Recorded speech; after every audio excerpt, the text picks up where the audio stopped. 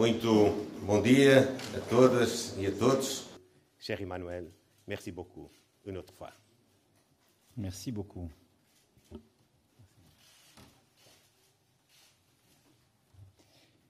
Monsieur le Premier ministre, j'avais moi-même évoqué le sujet des tarifs pendant et après ce voyage pour dire que la discussion avait été difficile et que j'en partais avec très peu d'espoir.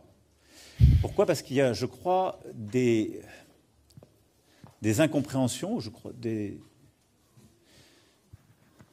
problèmes de conception dans l'approche commerciale qui est aujourd'hui proposée par cette administration. Dans le domaine économique, nous croyons l'un et l'autre qu'il faut une Europe beaucoup plus compétitive, plus forte sur le plan de la technologie. Il y a des premiers tarifs qui ont été mis, l'Atos Insu, pas que sur les Européens, sur l'aluminium et l'acier. S'ils sont confirmés, les Européens répondront. Et donc il y aura des tarifs réciproques. Parce qu'il faut qu'on se protège, qu'on se défende. L'énergie décarbonée. L'une est alternative, l'autre est pilotable. C'est une chance formidable si on arrive à interconnecter. Je pense que les tarifs, c'est mauvais pour tout le monde. Parce que c'est inflationniste pour tout le monde et que les États-Unis n'ont pas à y gagner. Et que d'ailleurs, ça n'est pas la bonne manière de corriger un déséquilibre commercial qui est beaucoup plus réduit que tel qu'il est présenté par l'administration américaine.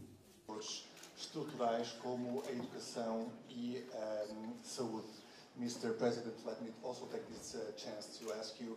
I've been in Ukraine several times. Si une paix était négociée par les Ukrainiens, parce qu'il n'y a pas de paix qui peut toucher l'Ukraine sans les Ukrainiens, que nous apportions des garanties de sécurité durable. Et dans ce contexte-là, la France et les Britanniques ont travaillé, Français et les Britanniques ont travaillé sur des solutions très concrètes pour maintenir et apporter des garanties de sécurité sur le terrain. Voilà comment je vois les choses et ce sur quoi nous allons travailler en particulier dimanche avec les quelques pays que rassemblera Keir Starmer, qui sont ceux que j'avais rassemblés à Paris, plus quelques autres. La plus chère possible, la plus décarbonée possible et qui puisse circuler entre nous. C'est en cela que la stratégie que nous adoptons. Il y a évidemment aussi la grande attention que nous portons à plusieurs dossiers plus spécifiques et en particulier notre compatriote Boualem Sansal. Et aujourd'hui, sa détention arbitraire, ajoutée à sa situation de santé, nous préoccupe beaucoup. Et je considère que c'est aussi un des éléments qu'il faut régler pour que la confiance soit pleinement rétablie.